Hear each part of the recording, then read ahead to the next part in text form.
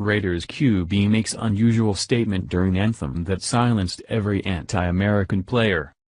It is the start of preseason football, and if anyone thought that this year we could get through the season without any incidents, they were wrong.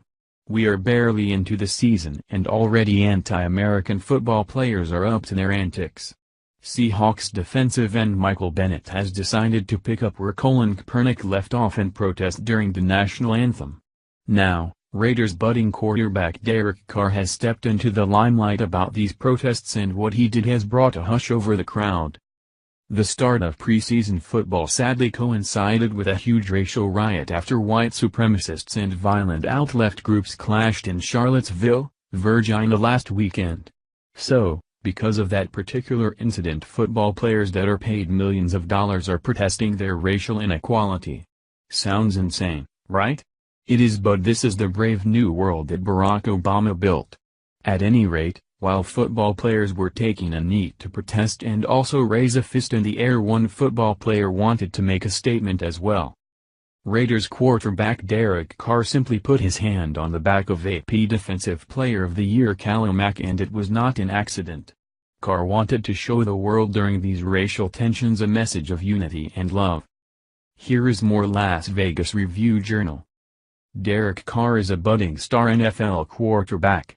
Khalil Mack is the reigning AP Defensive Player of the Year. Together, their statures afford them a large following. On Saturday, they hoped to lead. Carr placed his right hand atop the back neck area of Mack's jersey throughout the national anthem before the Raiders' 24-21 exhibition loss to the Los Angeles Rams. This was no accident, Carr said afterward. The gesture was intended as a message of solidarity amid racial tension in the United States. Any kid, any family, any adult that follows us or looks up to us, we knew their eyes would be on us, Carr said. We wanted to show them that it's okay for a white kid and a black kid who come from two different neighborhoods to grow up and love one another and be best friends. Carr, 26, said the two are not protesting the anthem. We're not doing anything like that, he said. What we wanted to do is show all the kids that look up to me, that look up to him, that white kids, black kids, brown kids, blue, green, it doesn't matter, can all be loving to each other. That's what me and Khalil are. We're best friends, and we love one another. The only reason we did that was to unify people and unify the people that look up to us. Obviously, we see what's going on in the world. And obviously, everybody pays attention to the national anthem nowadays.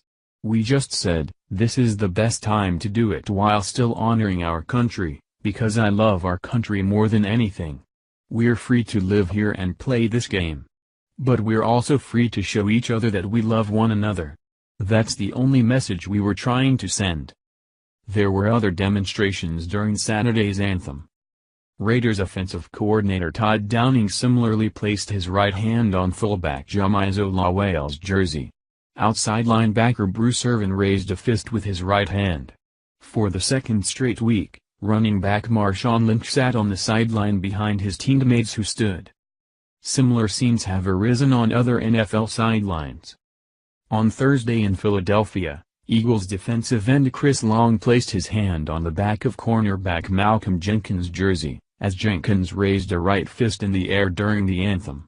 Long is a native of Charlottesville, Virginia, a city that saw white supremacists and counter-protesters flood its streets a week ago. A neo-Nazi man was arrested under suspicion of driving a car into a crowd of counter-protesters, killing 32-year-old Heather Heyer and injuring 19 others. On Friday in Seattle, Seahawks center Justin Britt placed his hand on defensive end Michael Bennett's shoulder, as Bennett sat on the sideline bench during the Star-Spangled Banner.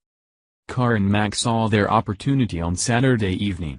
The practice of using the anthem to promote racial equality in the United States originated in the Bay Area last August, when then San Francisco 49ers quarterback Colin Kaepernick first sat and then knelt when the anthem was performed. Politics are a topic of conversation in many workplaces. An NFL locker room is no different. It comes up, really, when something in the world happens, Carr said.